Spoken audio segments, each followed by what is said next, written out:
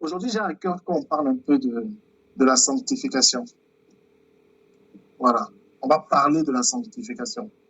On va échanger sur la sanctification. Pour vous, c'est quoi la sanctification? Qu'est-ce que la sanctification? Et comment dois-je vivre ma sanctification?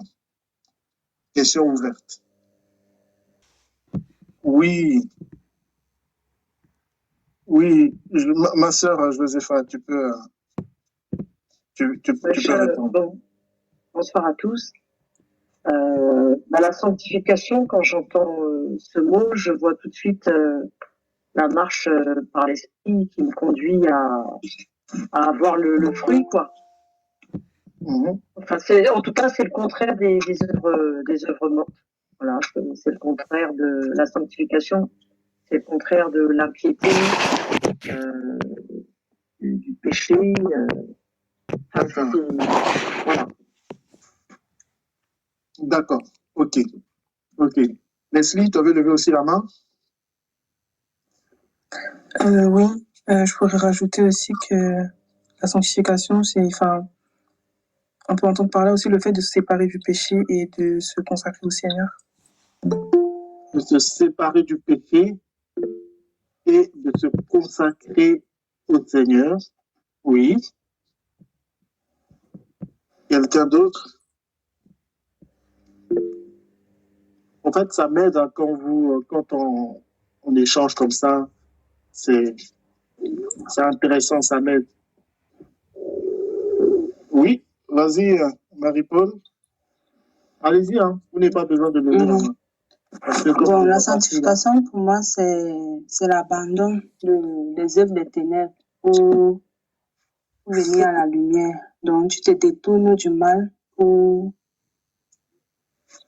accepter la vérité. Amen. C'est ça. C'est bien. Tout ce que vous dites, c'est ça. Il y avait quelqu'un d'autre qui avait levé la main? Oui, la sanctification, c'est la pureté, l'action de se sanctifier et de ne pas commettre le péché. Pour moi, la sanctification, c'est le fait de faire des efforts pour plaire au Seigneur. Faire des efforts pour plaire au Seigneur. Oui. C'est-à-dire se détourner du péché, vraiment.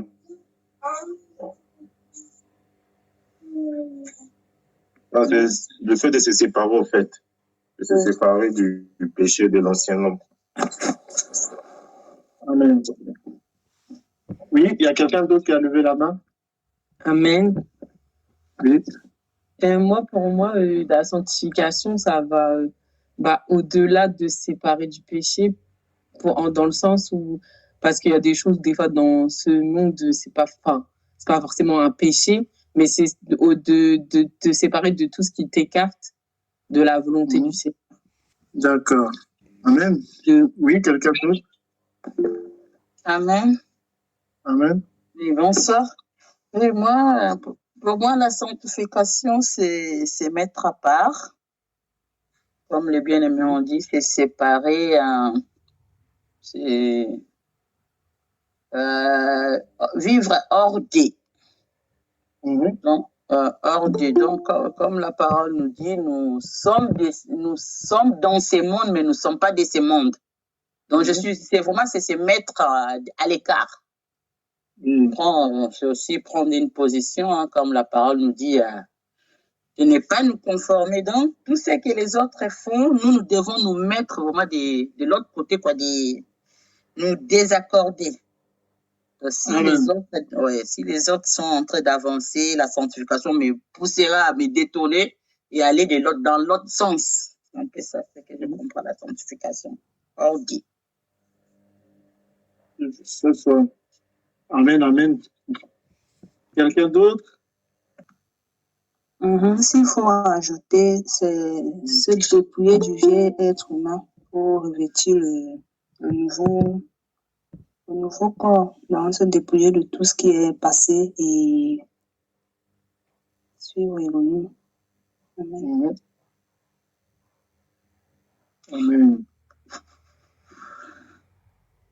Amen. Amen. Amen. Bien. Quelqu'un d'autre? Si vous voulez rajouter encore, hein, allez-y. Je voulais rajouter que la sanctification, c'est tout au long d'une vie aussi. Amen.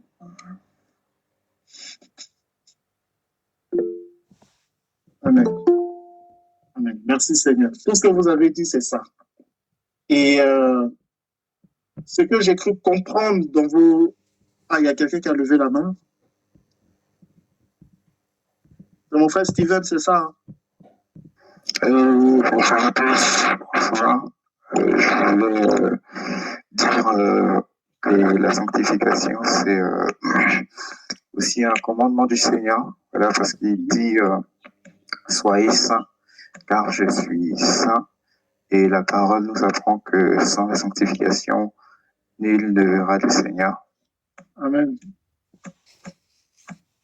Amen. Amen. Merci Seigneur, c'est ça, c'est ça, c'est ça, c'est ça, c'est ça. Tout ce que vous avez dit, c'est ça. Et comme je le disais, Divine, tu aurais rajouté? Bonsoir. C'est un peu comme les autres ont dit, hein, se mettre à part. Et oui, je réalise aussi avec ce que tout le monde a dit, c'est aussi, ça fait partie des fruits. Des fruits. Bien évidemment, la sanctification, ça fait partie des fruits. Tout ce que vous avez dit, c'est ça. C'est complémentaire. Et donc, si je comprends, selon ce que vous avez dit, la sanctification, c'est un effort qui doit être fait par nous. C'est bien ça, hein? Se mettre à part, se mettre. Moi, je trouve que, je sais qu'un jour, on en avait parlé, et pour moi, c'est le Seigneur qui nous permet de nous sanctifier, parce que c'est un effort, oui, mais après, je pense que, c'est avec l'aide du Seigneur, c'est pas tout seul, je pense que tout le monde a déjà essayé de faire des efforts par soi-même, et à la fin, on finit toujours par retomber. Je pense que c'est aussi par la grâce du Seigneur qu'on arrive. Si le Seigneur ne nous aide pas, on n'arrivera pas. Je pense. Justement, il y a certaines personnes qui font des efforts, même nous-mêmes, qui faisons des efforts, et par la grâce du Seigneur, on tient. Tu vois? Donc, on va vraiment creuser la sanctification. Donc, comme je disais, quelque part, la sanctification que nous connaissons, quelque part, c'est un effort, des efforts que nous-mêmes, nous devions faire, bien évidemment que le Seigneur nous aide. Hein. C'est un effort que nous devions faire, se mettre à part, se séparer. Vous voyez? Voilà.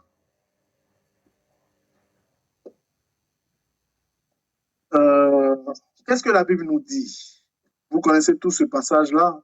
1 Thessaloniciens chapitre 4, verset 3. Ce que Elohim veut, c'est votre sanctification. Voilà. Donc, ce que le Seigneur veut, une des volontés du Seigneur, pour moi, dans 1 Thessaloniciens chapitre 4, 3, ce n'est pas le mariage. Ce n'est pas les bénédictions terrestres que nous pouvons avoir sur terre. Mais une des volontés du Seigneur, c'est notre sanctification. Le Seigneur veut que je sois sanctifié, que je vive dans la sanctification, que nous demeurions dans la sanctification. Comme mon frère Steven a dit, il est saint et il veut que son peuple soit saint. Et dans le mot sanctification, nous voyons effectivement le mot saint. Et quand on creuse un peu dans l'étymologie du mot saint, sanctification, c'est issu au fait, comme on appelle ça, du sacré, quelque chose de sacré. Est-ce que vous voyez? Quand on va dans l'étymologie de la sanctification ou de sainteté, vous voyez, ça sort je crois, du latin sac, C-A-C, qui parle de quelque chose de sacré, du sacré, sacré. Vous voyez? Donc, vous et moi, nous sommes devenus sacrés. Je pense que ça va vraiment nous aider. Ça veut dire, mon frère qui est présent, tu es devenu sacré. Tu es, je dirais, comprenez mon langage, je dirais, tu es devenu une chose sacrée. Je suis devenu une chose sacrée. Je suis devenu sacré. Est-ce que vous voyez? Donc, quelque chose de sacré n'est pas utilisé n'importe comment. Quelque chose de sacré est posé dans une position où seulement ceux qui ont accès aux choses sacrées peuvent le toucher. Amen. Est-ce que vous comprenez un peu? Amen. Regardez dans le temple. La Bible nous parle des ustensiles du temple qui étaient sacrés. Et l'accès du temple même qui était aussi sacré. Tout le monde ne rentrait pas là-bas. Il fallait des consacrés,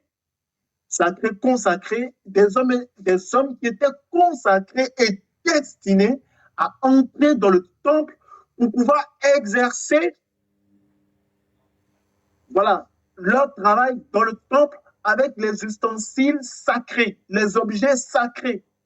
Et nous sommes le temple du Saint-Esprit. Tu es le temple du Saint-Esprit.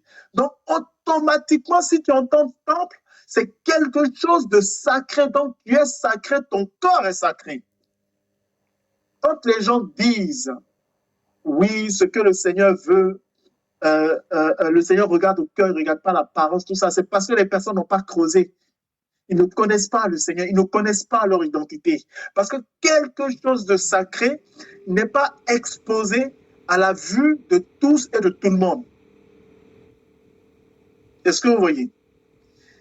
Quelque chose de sacré n'est pas touché par ceux qui ne sont pas destinés. Au fait, quelque chose de sacré est uniquement pour les initiés. Vous voyez? Donc, je suis sacré. Tu es sacré, l'église du Seigneur Mashiach est sacrée pour lui, à ses yeux. Voilà pourquoi nous qui sommes sacrés, nous qui sommes des choses, des êtres sacrés, nous devons garder notre caractère sacré. Vous voyez? Donc, tout en nous est sacré. Mes yeux deviennent automatiquement sacrés, ça devient pur. Comme, je ne sais plus c'est quel prophète qui a dit ça, je crois que ça doit être Habakkuk, qui a dit « Tes yeux sont trop purs pour voir le mal. Tes yeux sont trop purs. » Donc, si les yeux du Seigneur sont purs, vu que nous sommes comme le Seigneur, nos yeux aussi deviennent purs, deviennent sacrés. Ma bouche devient sacrée. Mes pensées deviennent sacrées. Mon corps devient sacré. Mes sens deviennent sacrés. Amen. Tout en moi devient sacré. Tout en nous devient sacré. Même mes relations sont sacrées. Je ne m'attache, merci Seigneur, je ne m'attache pas à n'importe qui. Je ne me lie pas d'amitié à n'importe qui. Les gens disent, les oiseaux de même plumage volent ensemble. Oui, l'aigle vole avec l'aigle. Le pigeon vole avec le pigeon. Le moineau vole avec le moineau. Quelqu'un de sacré marche avec quelqu'un de sacré. Quelqu'un de sacré ne peut pas avoir des liens d'amitié avec quelqu'un qui est maudit. Parce que, comme regardez, un lépreux était considéré comme impur. Et au moment où il est impur, on l'exclut de la cité, on l'exclut au fait. Comment on appelle ça? On l'éloigne parce qu'il est impur pour ne pas qu'il contamine les autres. Donc, du coup, s'il y a quelqu'un de maudit dans mes relations, je deviens automatiquement maudit, je perds mon caractère sacré. Voilà pourquoi je disais au début, nos vies sont moroses, nos vies chrétiennes ne marchent plus comme ça doit marcher parce qu'il y a de l'interdit dans mes relations. Est-ce que vous voyez? Il y a de l'interdit dans nos relations. C'est pour cela qu'il faut toujours se remettre en question, Seigneur, est-ce qu'il y a un interdit? Est-ce que dans mes relations-là, je ne parle pas des relations au travail. La Bible dit nous sommes dans le monde, hein. C'est vrai, nous ne sommes pas du monde, mais nous sommes encore dans le monde. Et nous devons vivre, nous devons travailler pour vivre. Mais je parle d'une relation étroite, amicale, profonde. C'est de ça que je parle. Je ne parle pas des relations au travail, ça c'est normal.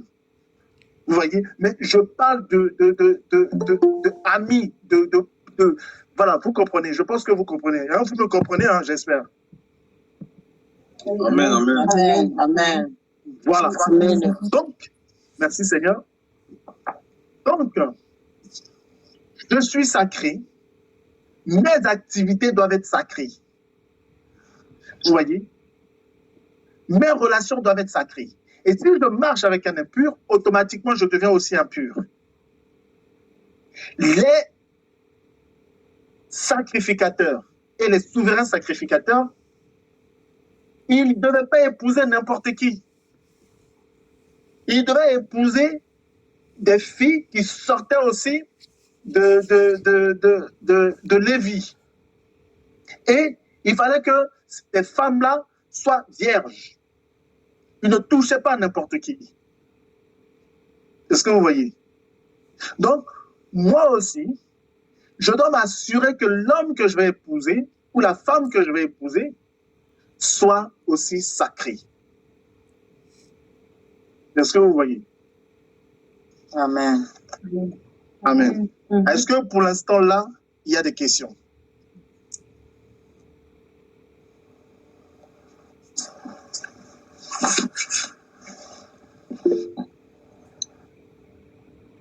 Pas de questions, ça va, hein? Si, je voulais poser une question. Oui. Oui, je voulais savoir au niveau de la famille, quand un membre de la famille n'est pas converti. D'accord. Effectivement, merci pour cette question. Comme ça met l'équilibre. Oui. La famille, on ne choisit pas nos familles. La famille, tu ne la choisis pas. Est-ce que vous voyez? C'est le Seigneur qui t'impose ça. Il dit, toi, tu vas aller dans telle famille. Il ne demande pas à quelqu'un. Et tu t'en vas là-bas. Et dans cette famille, toi, tu es converti. Est-ce que tu vois? Tu dois toujours... Parce que dans une famille, on a une position. Tu dois toujours garder ta position dans ta famille. Position d'enfant, position de sœur, position de frère, position de grande sœur, position de petite sœur, ou de nièce, ou de neveu, ou de tante. Tu dois garder cette position-là. Est-ce que vous voyez?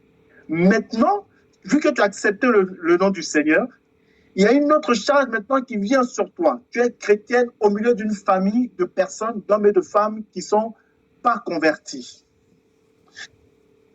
Ce qui va primer, ça sera effectivement ta relation avec le Seigneur. Et comme on a lu tout à l'heure, ce que le Seigneur veut, c'est notre sanctification. Est-ce que vous voyez? C'est vrai que je suis quelque chose de sacré, mais cela ne doit pas me mener à régner ma famille. Ce n'est pas ce que le Seigneur nous enseigne. Le Seigneur nous enseigne justement à aimer nos familles, à être des enfants pour nos pères, à être des frères pour nos sœurs, tout ça, tout ça. Maintenant, quand cette relation doit m'emmener à désobéir, à sortir de mon caractère sacré, eh bien là, je dis non. Il n'y a plus histoire de famille. Et le Seigneur a dit, l'un c'est homme et femme mariés, dans un même lit, un sera pris, l'autre laissé. Il est venu mettre l'épée dans la famille, séparer la belle-mère de la fille. Vous connaissez tous ces passages-là. Il est venu mettre l'épée pour séparer. Vous voyez, donc, si mon côté sacré doit être touché, je m'éloigne. Je ne réunis pas ma famille. Je m'éloigne. Ça reste ma famille, mais je m'éloigne. Je dis, vos affaires-là, je ne suis pas dedans. Mais je reste quand même votre frère, votre sœur, votre tante, votre nièce, vos parents. La position que le Seigneur m'a donnée dans la famille, je la garde toujours. Vous voyez? Mais si on veut m'obliger à mentir, si on veut m'obliger à voler les membres de ma famille, je dis non. Parce que je suis sacré. Je suis quelque chose. En fait, je dis quelque chose de sacré pour tout simplement pour nous rabaisser devant le Seigneur. Ce n'est pas du mépris, c'est ce qu'on est. C'est pour nous rabaisser devant le Seigneur. Parce que en dehors du Seigneur, on n'était rien. Et le Seigneur nous a pris et il a fait de nous des choses sacrées. Et je n'ai pas honte de dire que je suis une chose. Parce qu'effectivement, dans le monde, j'étais une chose. Est-ce que vous voyez? Donc, si quelqu'un veut me sortir de ma position sacrée, même s'il fait partie de ma famille, je dis non. Je dis non. Je vais prendre mon exemple. C'était l'anniversaire de ma sœur. On nous a appelés pour qu'on cotise pour louer une salle. Je n'ai pas cotisé. On m'a demandé si j'allais venir. Je ne suis pas venu. Je ne suis pas allé. Je sais qu'ils ne sont pas contents, ils sont fâchés. La preuve en est, ils ne m'appellent plus. Ils ne me voient plus de messages. Ils parlent entre eux là-bas, ils m'ont zappé. Je le sais. Je ne voulais pas casser mon côté sacré pour faire plaisir à la famille. Mais si mon père m'appelle, je prendrai le téléphone, je dirai oui, papa, parce que je suis fils, son fils. Si ma mère m'appelle, je dirai oui, maman, parce que je suis son fils. Si mes sœurs m'appellent, je dirai oui, mes sœurs, parce que je suis leur frère. Donc, je garde toujours le lien que le Seigneur m'a donné dans cette famille-là. Mais si ça doit toucher au côté sacré, non. Là, il n'y a plus histoire de famille. C'est histoire de garder son identité, garder sa position pour être sauvé. Alléluia. C'est bon, non? Pour mettre un peu l'équilibre. Maintenant, si c'est quelqu'un qui vient qui se dit frère, je n'ai aucun lien de parenté avec lui, même si j'ai un lien de parenté avec lui. Qui vient qui se dit frère et qui va aussi me sortir de mon caractère de sacré, eh bien lui, je mets une croix sur lui. Bloqué, supprimé. Je ne réponds même plus à ses appels, je ne lui parle même plus. Qui se dit frère et qui va se mélanger avec les autres là, qui n'ont aucun caractère sacré, qui font n'importe quoi et qui va venir, qui va dire frère, qui va prier avec nous. Je m'éloigne de ces personnes. Vous voyez? Je m'éloigne. L'apôtre Jean même a dit, il ne faut même pas leur dire bonjour. Celui qui leur dit bonjour contribue à leur péché. C'est ce que l'apôtre Jean dit. Vous vous souvenez du passage? Ou bien vous voulez qu'on prenne ce passage? On va être pragmatique. Oui, c'est vrai. On peut prendre. Ok. Excusez-moi. C'est dans... Je cherche, hein. 2 Jean. On va commencer au verset 8. Normalement, c'est le verset 10, mais on peut commencer au verset 8. Si vous pouvez faire la lecture, s'il vous plaît. Amen. Amen. Prenez garde à vous-même, afin que nous ne perdions pas ce que nous avons produit, mais que nous recevions la pleine récompense. Quiconque va au-delà et ne demeure pas dans la doctrine du Mashiach n'a pas éliminé. Attends. On dit quiconque va au-delà. Bon, après, vous pouvez lire. Quiconque va au-delà et ne demeure pas dans la doctrine du Seigneur. C'est bien ça, hein? Amen. N'a pas Elohim. C'est fort, hein? Ceux qui rejettent la doctrine, c'est-à-dire les enseignements que le Seigneur nous donne, ceux qui rejettent n'ont pas Elohim. Donc, on ne peut pas dire, tu vas continuer ma soeur, donc on ne peut pas dire à quelqu'un qui est dans cet état-là qu'il aime le Seigneur. Il n'aime pas le Seigneur. On dit, il n'a pas Elohim. Donc, si tu n'as pas Elohim, comment peux-tu l'aimer? Et là, vous comprenez. C'est un autre Elohim. C'est pour cela qu'il faut demeurer dans la doctrine. Et si un enseignement de la doctrine nous pose problème, la meilleure des choses à faire, c'est de poser la question au Seigneur plutôt que d'aller écouter les gens. C'est de poser la question au Seigneur et la personne qui a donné cet enseignement, d'aller discuter avec cette personne-là. Pour dire, je n'ai pas compris. Asseyons, nous discutons. Parce que souvent, en pleine prédication, il y a des versets. Mais on ne sort pas tous les versets. On va sortir peut-être 2, 3 versets. Maintenant, quand tu vas t'asseoir, discuter avec cette personne-là, elle va rajouter encore d'autres versets que l'Esprit lui donnera. Et je crois au nom de Yeshua, si tu es vraiment du Seigneur, tu vas comprendre. Et tu vas bénir le nom du Seigneur. Et tu seras sauvé. Et tu seras toujours gardé dans la doctrine. Et quand tu seras gardé dans la doctrine, alors tu seras d'Elohim, du Seigneur. Continue. C'est bon, vous avez compris? Amen, amen, Amen. amen. Amen. Continue, ma sœur. Je continue. Celui qui Oui. demeure dans la doctrine du Mashiach a le Père et le Fils. Verset 10. Si quelqu'un vient vers vous et n'apporte pas cette doctrine, ne le recevez pas dans votre maison. Ne lui dites pas salut. Et continue. Car celui qui lui dit salut participe à ses mauvaises œuvres. C'est pas n'importe qui parle, mes amis. Là, on parle de la sanctification, du sacré. C'est pas n'importe qui parle. C'est l'apôtre Jean, Yohanan, celui-là même qui est réputé et appelé l'apôtre de l'amour. Lui qui posait sa tête, selon l'histoire, qui posait sa tête sur les seins, la poitrine de Yehoshua. Quand le Seigneur a dit, parmi vous, quelqu'un me trahira, les disciples ont demandé à Jean de demander au maître, c'est qui? Est-ce que vous voyez? Donc, il était réputé pour manifester l'amour. Et regardez ce qu'il dit. Aujourd'hui, si un homme du Seigneur parle comme ça, on va dire qu'il n'a pas l'amour.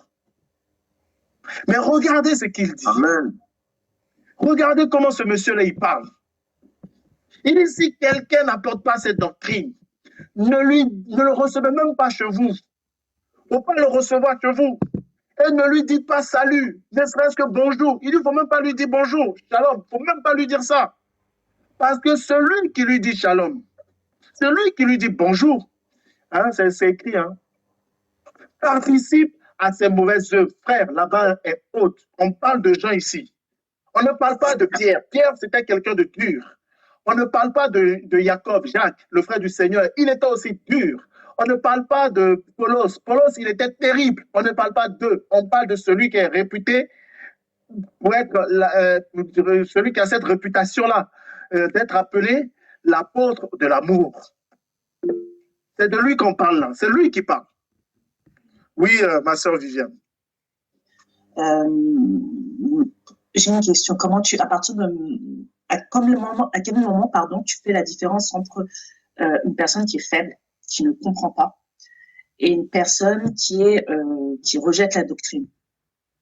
Parce qu'on n'est pas tous au même niveau dans la foi. Oui, c'est vrai. Donc, il y a des choses, effectivement, qu'on ne comprend pas tout de suite et que le Seigneur nous permettra de comprendre plus tard. Et c'est pas pour autant qu'on doit se mépriser, entre guillemets, et les mettre de côté. À quel moment tu mets l'équilibre? D'accord. Regarde. Quelqu'un qui ne comprend pas un enseignement qui est donné tout de suite. Il y a eu d'autres enseignements. Il a accepté ces enseignements-là et sa vie est changée. Sa vie est transformée, métamorphosée. Le Seigneur t'a témoigné de cette personne-là. Et un enseignement, parce que souvent les enseignements sont costauds, hein, et un enseignement sort. Ça nous cogne un peu la tête. C'est comme si on venait de boire de l'alcool, on est un peu ivre. Vous voyez, ça nous cogne. On ne sait même pas où mettre la tête tellement ça chauffe. Effectivement, une personne, au début, aura du mal.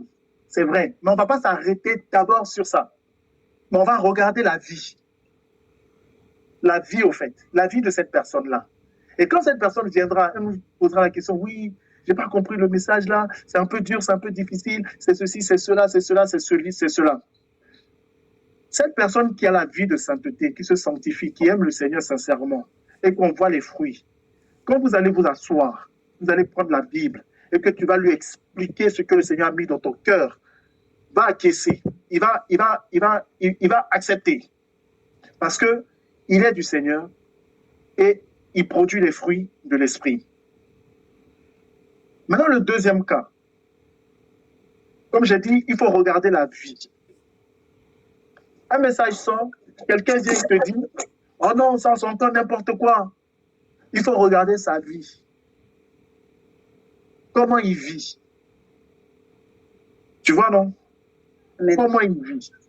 Si tu vois que sa vie est bancale, si tu vois que sa vie est bizarre, il a du mal à résister, il a du mal à tenir ferme. Lui là, pour l'instant, je ne m'éloigne pas de lui. Enfin, je ne mets pas une croix sur lui. Je le mets d'abord à côté. En quarantaine d'abord. Je le mets en quarantaine et puis je l'observe. Après avoir parlé avec lui, donné des enseignements. On a parlé avec des personnes au début qui ne comprenaient pas le message que le Seigneur nous donnait. On a discuté avec eux, on a échangé avec eux, on a pris des passages bibliques. D'autres ont compris et d'autres n'ont pas compris, ils ont rejeté. Et le Seigneur lui-même a mis la séparation. Tu sais, ma soeur Viviane, quand tu vas expliquer quelque chose à quelqu'un, une fois, deux fois, trois fois, quatre fois, et qu'elle ne comprend pas, dont la vie est bancale, le Seigneur va l'éloigner automatiquement de toi.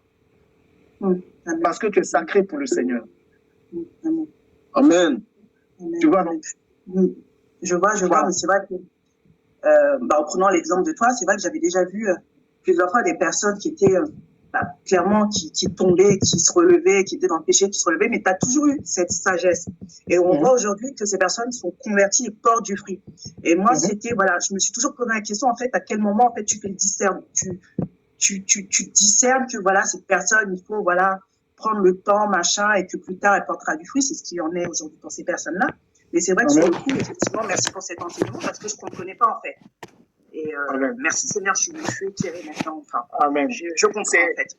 C'est vraiment d'où le Seigneur nous a donné la patience pour être vraiment patient avec les âmes du Seigneur. Vous voyez, quelqu'un peut tomber aujourd'hui, demain, après-demain, tout ça, mais quand tu parles avec cette personne, tu sens qu'elle veut avancer. Après, on peut être berné, c'est vrai, on peut être berné, mais on ne ment pas le Seigneur. Amen.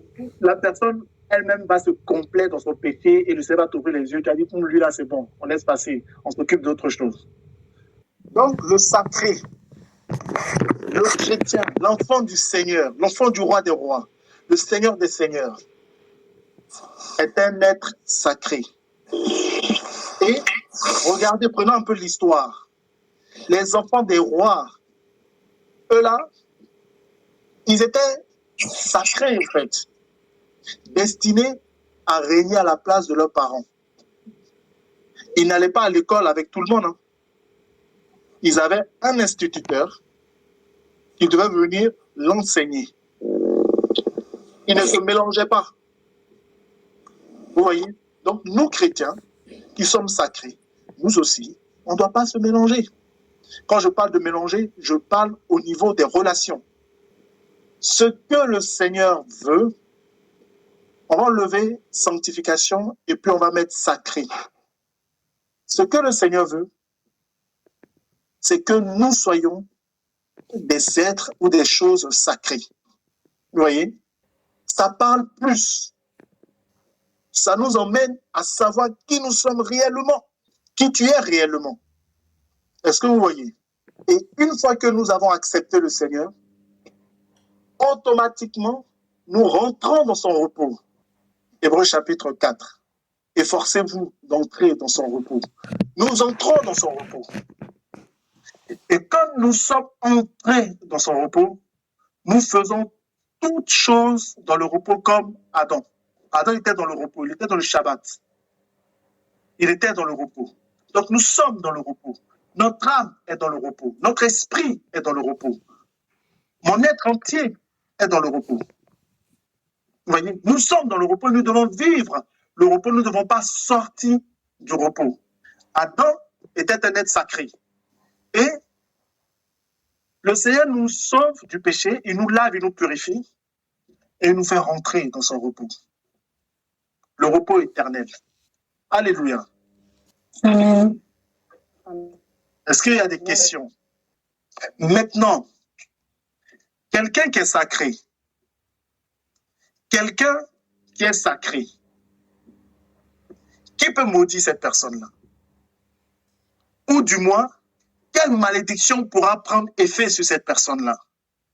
Regardez, quelqu'un qui est sacré, c'est-à-dire quelqu'un qui est sacré à l'endroit, à la place qui lui est destinée. Et nous sommes le temple. Hein. Donc, nous sommes dans une position où tout le monde n'a pas accès. Et là-bas, là, c'est la plénitude de la présence du Seigneur. C'est la gloire du Seigneur. Maintenant, quelqu'un décide de te maudire. La malédiction n'aura pas d'effet. Quelqu'un qui est sacré ne peut pas bénéficier d'un héritage maudit. Merci Seigneur. Ouh, j'aime ça. Quelqu'un qui est sacré ne peut pas hériter d'un héritage maudit. C'est pas possible. C'est pas possible. Si dans une famille on dit les troisième filles ne se marient pas, ou les, je sais pas, les hommes ne se marient pas, ou dans une famille on ne peut pas faire plus de 2 enfants. Ça, c'est l'héritage de ceux qui sont sous la malédiction. Mais nous, on était sous la malédiction. Quelqu'un est descendu du ciel, il est venu sur terre comme un homme glorieux. Il est monté à la croix, il est rentré dans la tombe, il est sorti. Et quand il est sorti, il m'a vu sous la malédiction, l'héritage maudit de ma famille. Il a dit, Fabrice, tu ne vas pas hériter de ça. Je te sors de là et tu deviens sacré pour moi. Donc, l'héritage de cette famille-là, je ne l'hérite plus. Alléluia. La malédiction qu'il y avait dans cette famille-là, je ne l'hérite plus parce que le Seigneur a fait de moi quelque chose de sacré et qui lui destine un autre héritage glorieux. L'héritage de la vie éternelle. Mais pendant que je suis encore sur terre, je n'hérite plus de l'héritage maléfique, maudit de ma famille. Ça, c'est fini. La Bible dit, là dont les ordonnances nous condamnaient, il les a cloués à la croix. Je ne suis plus sur la malédiction de mes parents, mais je suis sous la bénédiction de Yeshua Hamashiach, parce qu'il m'a rendu sacré. Amen. Amen. Alléluia. Seigneur. Paul dit, qui peut nous condamner? Moi, je dis ce soir, qui peut nous maudire? Qui peut nous condamner avec leur malédiction? Les gens sont frustrés parce que quand tu nous demandes des choses qui ne vont pas, qui ne coïncident pas avec le sacré de notre Seigneur, ils sont fâchés. Ils déclarent des paroles de malédiction. Mais ce qu'ils oublient, nous n'héritons plus de la parole maudite, de la parole maléfique. Car la Bible dit, la malédiction sans cause n'a aucun effet sur ma vie, n'aura aucun effet sur mes enfants, n'aura aucun effet sur les enfants de mes enfants, jusqu'à 6 générations. Donc, ma descendance est protégée parce que le Seigneur a fait de moi un être sacré. Amen. Amen. J'aimerais que tu dises à tes ennemis qui t'entendent ce soir que tu es sacré. Je suis sacré. Je suis sacré. Je suis sacré. Au nom de Yahushua. Aucune parole de malédiction ne peut me toucher. Il y a beaucoup de personnes ici qui ont reçu des paroles de malédiction. Beaucoup. Amen. Et il y a beaucoup de personnes qui sont un peu perplexes, disant oui, est-ce que je ne suis pas en train d'hériter des choses de ma famille parce que leur vie, c'est pas ce qu'ils espéraient. Laisse-moi vous dire, c'est le Seigneur qui vous a mis dans un feu. Amen. Oui. Amen. Et pour vous rassurer, aucune malédiction ne peut vous atteindre parce que vous êtes des choses sacrées. Aucune. Amen. Nous sommes bénis. On ne peut pas maudire quelqu'un qui est béni. Amen. Alléluia. Il dira à Abraham, tu seras, je bénirai ceux qui te béniront. je maudirai ceux qui te maudissent. Abraham est le père de la foi. Et nous sommes fils et filles d'Abraham. Donc si quelqu'un s'abuse à nous maudire, ce n'est pas nous qui allons le maudire, c'est le roi des rois. Le père des esprits, c'est lui qui va le maudire. Mais nous, à notre niveau d'homme, nous on bénit seulement. On ne maudit pas. Parce que on risque de maudire, on peut maudire un enfant du Seigneur. Et si on maudit un enfant du Seigneur, effectivement, la parole va s'accomplir, c'est-à-dire le Seigneur lui-même va nous maudire. Si moi je maudis un homme, quelqu'un peut intercéder pour lui. Oui, quelqu'un peut intercéder pour lui. Mais si le Seigneur lui-même te lève et puis maudit la personne, qui va l'intercéder pour lui? Lui-même, il est le juge, lui-même, il est l'avocat. Qui va l'intercéder pour toi? Alléluia. C'est pour cela que c'est mieux de se ranger du côté du Seigneur. Amen. Amen. Aucune malédiction n'aura d'effet sur les enfants du Seigneur qui sont sacrés. Aucune malédiction. Aucune malédiction. Aucune malédiction. Alléluia. Je ne sais pas, mais je ressens dans l'esprit, il y a des personnes qui sont un peu tourmentées, qui sont un peu, voilà, des situations de leur famille. Non, laisse ça. Ça, c'était avant. Tu vas hériter de quelque chose bien mieux que ça. Alléluia. La malédiction sans cause. Il faut qu'il y ait une cause pour que la malédiction ait un effet. Et la cause qui va faire que la malédiction a un effet, c'est quand tu vas sortir de la présence du Seigneur. Mais nous sommes toujours dans sa présence, donc nous sommes sacrés. Regardez, dans le monde avant, il y avait les fétiches là, les fétiches de nos familles. C'était sacré aussi pour nos familles. On dit, il ne faut pas le toucher. Si eux, on ne peut pas, eux-mêmes, ils ont peur de toucher. Regardez, écoutez-moi bien, si eux-mêmes, ils ont peur de toucher leur fétiche qu'ils considèrent sacré pour eux, pour nous qui n'est rien. Mais à plus forte raison, nous. Mais je vais dire à une sœur précisément, tu es sacré. Et parce que tu es sacré, si quelqu'un te touche, vous vous souvenez de Uza, non? Amen. Oui. Uza, ce n'est pas ton rôle d'attraper l'âge qui tombe. Si ça tombe, il est où ton problème? Donc, il a voulu aider. Il a été frappé parce qu'il a touché quelque chose de sacré qu'il ne devait pas toucher. Donc, mon frère, ma soeur, si quelqu'un te touche, il sera frappé tout de suite. Non, de Yoshua. Oui, je vous dis, il sera frappé parce qu'il a touché quelque chose qui lui était interdit. Il dira quoi? Ne touchez pas mes oins. Qui a reçu l'onction du Seigneur? Moi. Alléluia. Je veux que vous compreniez ça. La sanctification. Vous voyez la puissance de la sanctification. Amen. Vous voyez la portée de la sanctification. C'est que la sanctification... nous devons nous sanctifier avec joie. Que la sanctification ne soit plus une corvée, quelque chose de... Non. Je dois bénir le Seigneur de ce que je me sanctifie ou de ce que lui me sanctifie. Je dois bénir le Seigneur pour ça. Amen. Alléluia. Oui,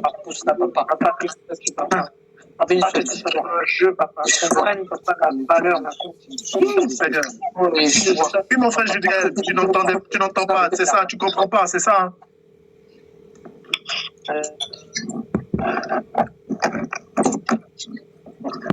Mon frère Sébastien, tu enregistres là? Je pense que les gens vont bien réécouter après. C'est ça. Oui, mon frère, j'enregistre. Amen. Bon Seigneur. Voilà. Regardez. Attendez, on va prendre cette histoire-là. Il faut que je la retrouve. Il faut que je la retrouve. Merci Seigneur.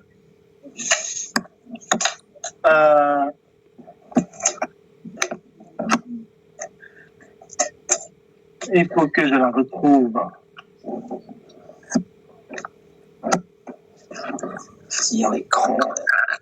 Excusez-moi. Ah, Seigneur, le Seigneur nous fait du bien. Le Seigneur veut nous Il veut nous faire du bien. Il veut nous restaurer ce soir, restaurer notre foi. Voilà. Merci, Père. Ah, Seigneur, merci pour ta grâce. Merci pour ta présence, Seigneur. Il est là. Il est là. Merci pour ce que tu fais. Ah, tu peux le prier. Hein.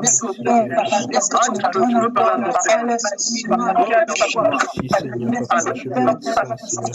Seigneur, Papa, je bénis ça, Seigneur, merci Papa parce que tu réveilles ton ecclésia, Seigneur Papa, merci parce que le feu, Seigneur Papa, de la sainteté, Seigneur Papa, reprend, Seigneur, sa place, Seigneur Papa, dans les temples que nous sommes, Seigneur Papa, au nom de Yeshua. Oh Seigneur, nous sommes saints, Seigneur mon roi, car ton saint feu, Seigneur Papa, nous sommes saints, Seigneur Papa. Oh Seigneur Père, tu nous éprouves dans ton feu, Seigneur Papa, tu nous sanctifies, Père. Seigneur, merci. Merci Papa pour tout ce que tu fais, Seigneur Papa. Seigneur Papa, je veux marcher dans cette sainteté, Seigneur Papa. Je ne veux pas quitter cette sainteté, Seigneur Papa. Au nom de Yeshua.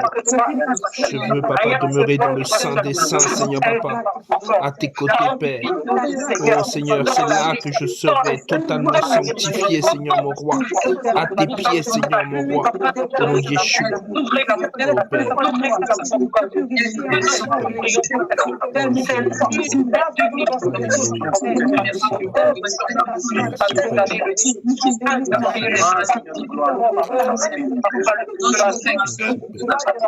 Sanctifie ton ecclésia, Papa, nous avons besoin de toi, Papa. Nous avons besoin de toi, Père. Seigneur, merci. Amen. Alléluia. Merci, Seigneur. On va prendre 2 Chroniques, chapitre 26. À partir du verset 16. Vous allez comprendre des choses sacrées.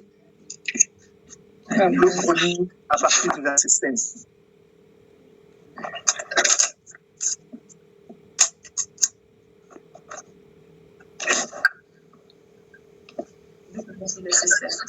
Si vous l'avez reçu, vous pouvez faire la lecture.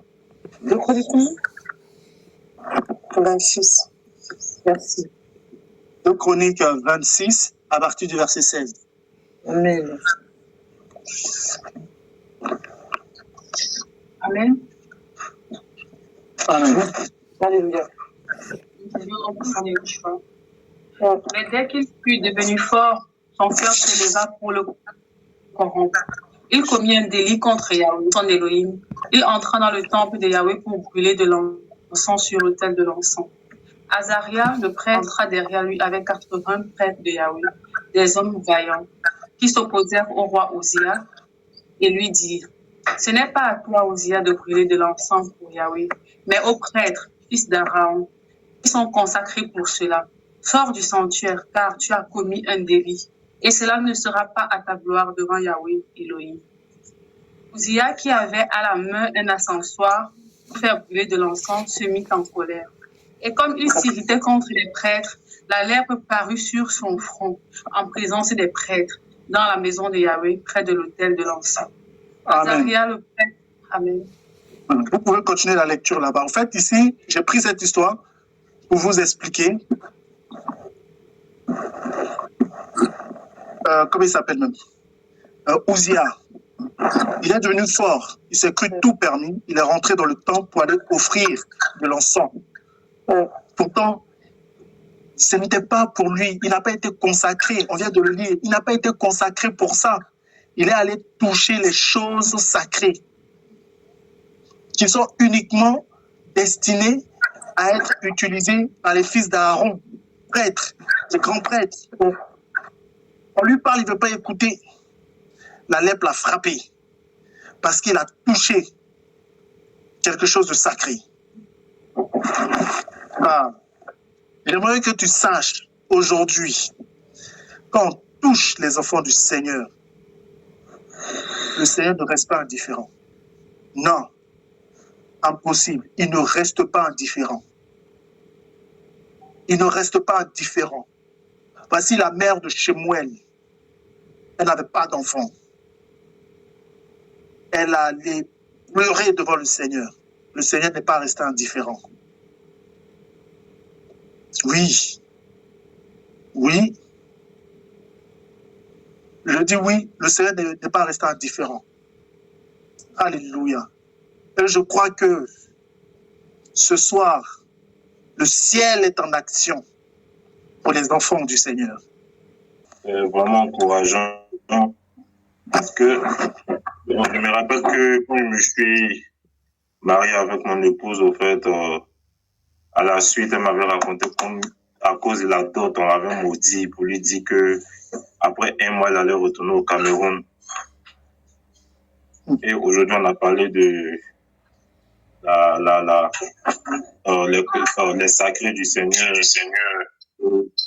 les malédictions, donc, honnêtement, je me sens vraiment encouragé. Parce que depuis que le Seigneur nous a appelés, beaucoup de choses se racontent au fait. Parce qu'on tient une position face à la famille, beaucoup de choses se disent. Je sais que même les malédictions, même moi, récemment, même encore, ma mère m'a fait sortir quelque chose au fait, que le même contexte que la malédiction, que parler même de ma mort, tout ça. Pour que si ma femme reste avec les enfants, tu vas s'occuper. Bref, tout ça à cause d'une fête des générations qu'on a refusé de participer. Aujourd'hui, j'ai vraiment encouragé, et puis je veux vraiment encourager les frères et sœurs parce que c'est pas facile. C'est-à-dire, depuis le fait qu'on a refusé la dot, ma femme était maudite par sa mère qui lui disait que elle va faire un mois, elle va pas faire 1 mois même, elle va revenir au Cameroun. Elle est venue s'installer à Abidjan, ça fait 2 ans, bientôt 2 ans maintenant, ça va, c'est pour dire, le Seigneur est fidèle au fait, quand on lui obéit, c'est pas facile, mais quand tu obéis au Seigneur, le Seigneur est fidèle. Moi aussi, de mon côté aussi, pareil, on faisait 2 enfants, le Seigneur a permis, on a eu un 3e. Aujourd'hui, ça va, en tout cas, le Seigneur, on sent en fait la présence du Seigneur dans nos vies.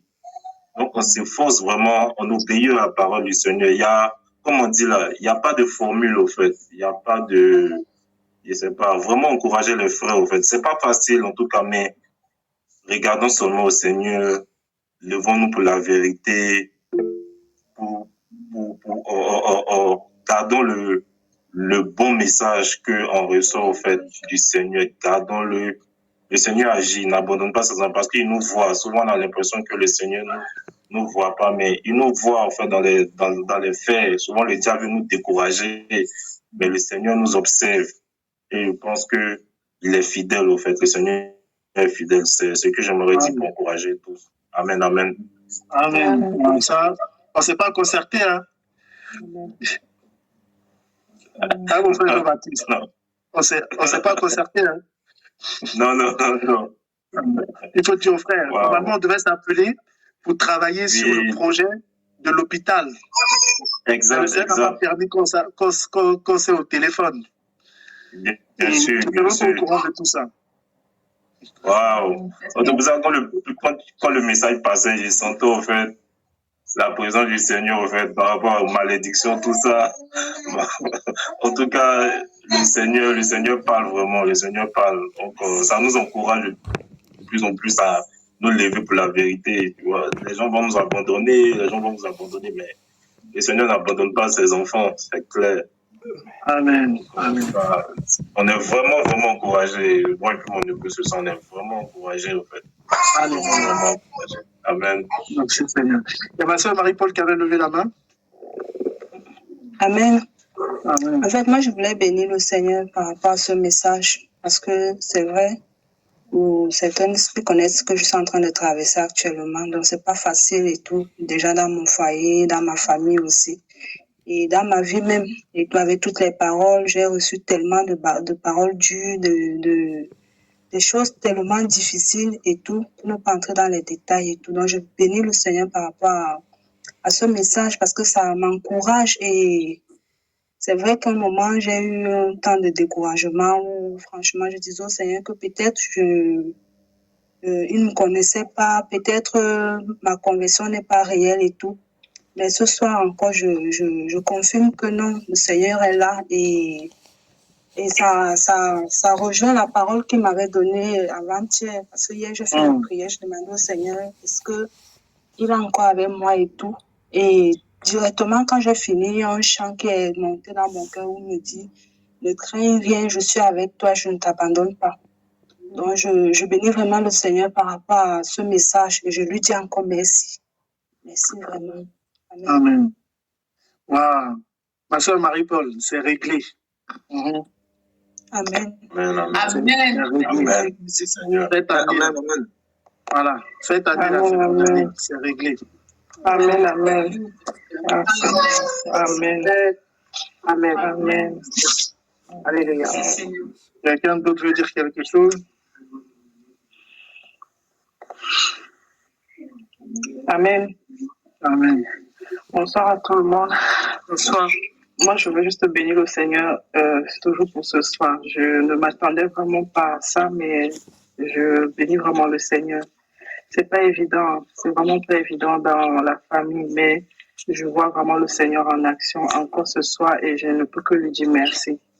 Vous savez, quand on est vraiment enfant du Seigneur, quand on se dit fille d'Élohim et tout, ou fils d'Élohim, on se doit vraiment de marcher comme il veut. Et on doit prendre part pour la vérité, quoi qu'il arrive. Quoi qu'il arrive. Notre frère Fabrice a donné un exemple tout à l'heure par rapport aux anniversaires, en fait. Il ne peut pas participer à ça parce que ça ne glorifie pas le Seigneur. Il ne va pas faire plaisir à sa famille pour désobéir le Seigneur.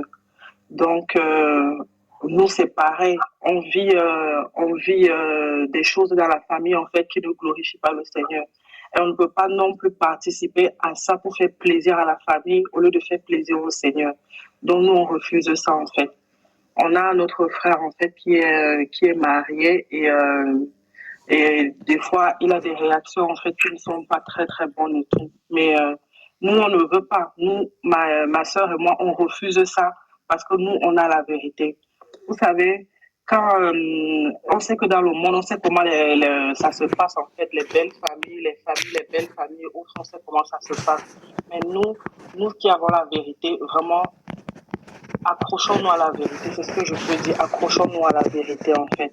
Quand vous voyez, par exemple, le Seigneur vous touche et que le Seigneur traverse votre famille et pas plutôt toucher votre belle-sœur et que, en fait, dans sa famille et dans sa belle famille, elle est matée. Franchement, on ne peut que s'accrocher au Seigneur et dire, Seigneur, tu sais pourquoi tu as permis ça, mais nous, ce qu'on veut, c'est de t'être fidèle.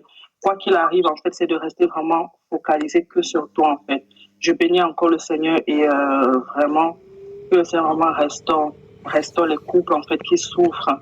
Les couples, en fait, qui n'ont pas connu le Seigneur avant de se marier et que le Seigneur touche un, bah, franchement, c'est pas évident. C'est pas évident, je vous assure.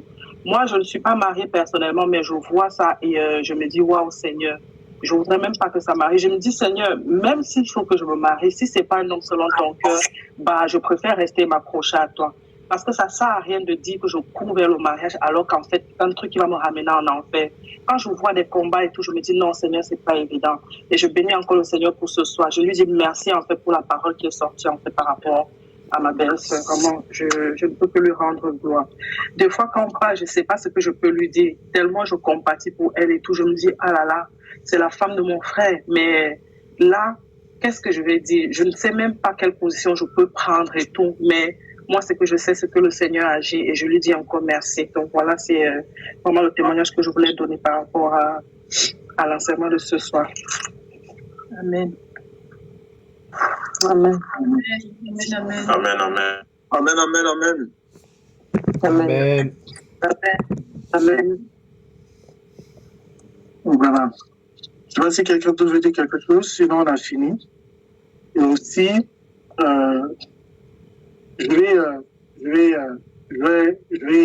ensuite, on peut appeler ça une confession ou un témoignage, parce que je dirais peut-être 1 ou 2 mois, effectivement, j'étais en train de faire des recherches sur l'étymologie, effectivement, de sainteté. Et je suis tombé effectivement sur ce que je viens de vous dire là.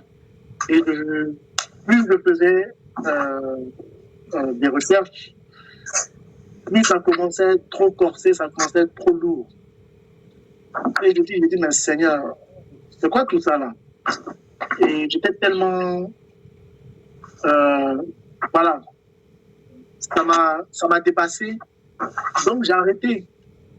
J'ai arrêté il y a 2 mois. J'ai arrêté et j'avais à cœur de parler de la sanctification, mais pas de cette façon-là, en fait. Et là, le Seigneur me conduit comme ça. Quelque chose que j'ai étudié il y a 2 mois, le Seigneur est parti chercher pour venir bénir son peuple, pour venir nous bénir, nous enseigner. Vous voyez, c'est là que je comprends une chose. À Timothée, son fils dans la foi, garde le dépôt. Frères, sœurs, si nous vivons quelque chose aujourd'hui, même si nous ne parlons pas de cette chose-là, peut-être que ce n'est pas le moment. Le moment, ça peut être dans 1 mois, dans 2 mois, dans 3 mois. Toi-même, tu auras oublié. Et l'Esprit lui-même va venir prendre ce qu'il y a en toi là, parce que tu es un objet consacré. Vous voyez, au fait, regardez, en Israël, avant les noces de Canaan, voilà, il y avait de l'eau pour les ablutions. Voilà. Et ces eaux-là étaient dans des vases. Et il fallait les prendre pour faire des ablutions. C'est-à-dire, il fallait se laver les mains pour être pur, en fait. Vous voyez? Et nous, l'image que j'ai, on est ça, au fait. On est ces vases-là pleins d'eau. C'est pour ça qu'il faut qu'il y ait toujours de l'eau dans ton vase. Parce qu'on ne sait pas quand est-ce que le Seigneur va venir puiser l'eau là pour donner à quelqu'un. Maintenant, si le Seigneur a besoin de l'eau qui est en toi et qu'il n'y a pas d'eau, vous voyez, non? Il doit y avoir de l'eau tous les jours. Que le livre de la loi ne s'éloigne point de ta bouche. Médite-la jour et nuit. Cette eau-là, elle doit être toujours en toi. Tu dois déborder. Il n'y a pas de gaspillage. Tu dois avoir des fleuves d'eau vive qui jaillissent de ton sang. Les gens ont soif. Quand le Seigneur va venir, il va dire, oh, il y a l'eau ici, puisez-moi. Il puise. Amen. Il va dire, encore un autre enseignement. Il puise l'eau, il donne à la femme samaritaine. Il dit, tiens, tu as besoin de savoir. Pourtant, toi, tu es en train de souffrir là-bas. Ton mari est en train de te faire, de te créer tous les problèmes. Ta femme est en train de te créer tous les problèmes. Mais le Seigneur ne voit pas tes problèmes. Vous comprenez mon langage? Il voit l'eau là. L'eau là. Il voit ça. Et puis il donne. Il dit, tiens, vois à l'autre personne. Et puis l'autre personne là, tu la consoles, tu la guéris, son foyer est restauré. Mais toi, ton foyer, c'est bancal. Laisse-moi de dire, ma soeur, il y a une gloire qui t'attend au ciel. Alléluia.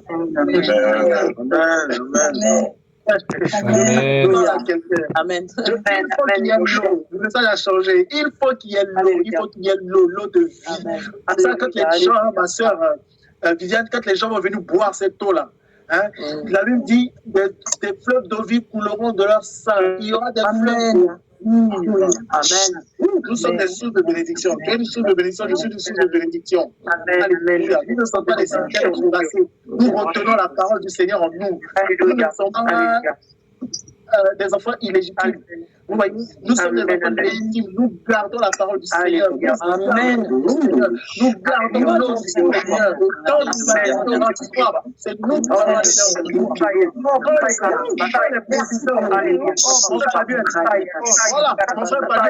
présidents, quand les ministres auront soif, c'est toi qui vas leur donner de l'eau là. Amen. Alléluia. Mon frère, quand les pompiers auront soif, c'est toi qui vas leur donner de l'eau. Amen. Alléluia. Alléluia. Quand les jeunes d'Ukraine là auront soif, c'est toi qui vas leur donner de l'eau. Parce qu'il y a de l'eau en nous. Nous avons l'eau. L'eau est en nous, l'eau de vie. Amen. L'eau de vie est en moi. Ce soir, on est en train de boire cette eau-là. On boit, on la boit, on la boit. C'est pas une eau quand on boit et puis après on a soif. Non, on la boit, on n'a pas soif. Mais on la boit seulement. Tellement qu'elle est bonne. On la boit. On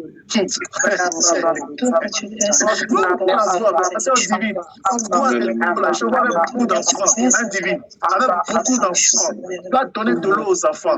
Les enfants malgrés. Les enfants abattus. Les enfants orphelins. Les enfants délaissés. Tu vas leur donner de l'eau. Ils vont boire. Ils n'auront plus soif. Tu veux cette eau-là? Buvons. Nous devons la boire. C'est gratuit. La vie qui venait puiser gratuitement. C'est gratuit. Même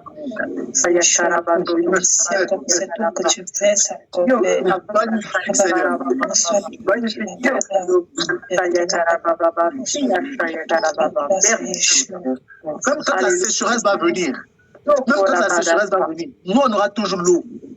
Les gens auront soif. Amen. Les gens ont soif. Alléluia. Merci, Seigneur, restaure les dons spirituels de quelqu'un. Amen. Merci, Papa.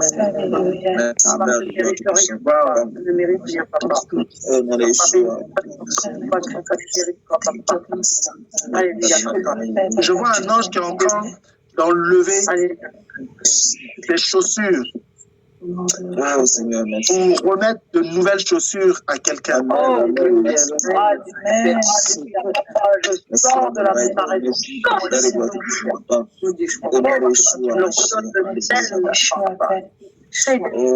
Là, encore une autre image. Là, il y a des anges qui sont en train de laver nos pieds là. Amen.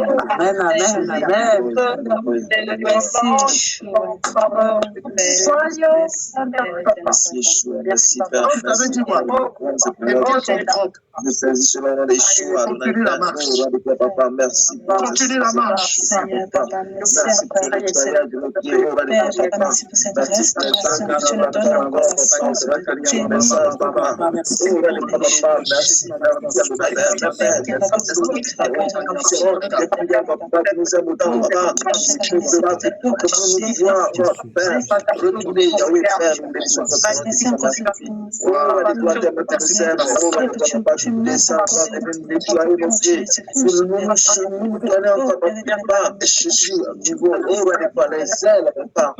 Puis allez proclamer les témoigner les joies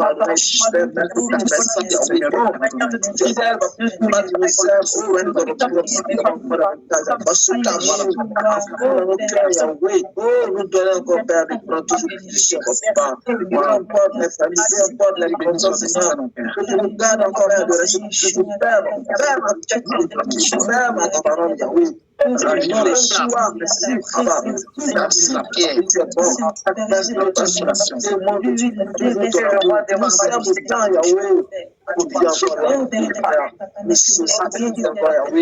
que nous nous mettions encore témoignons de toi, que c'est des ailes pour annoncer l'évangile dans la sainteté, dans la sainteté. Oui, Père, merci, merci. Merci, tu crois en cela, je crois que tu es vivant. Seigneur, tu es partout, tu agis. Merci, merci, merci, merci. Merci, Seigneur, tu es choix, tu es fort, tu fais tout dans ton nom. Ah oui, tu es dans ton pouvoir. Merci, Père. Merci, ah oui, Père. Merci, tout-puissant.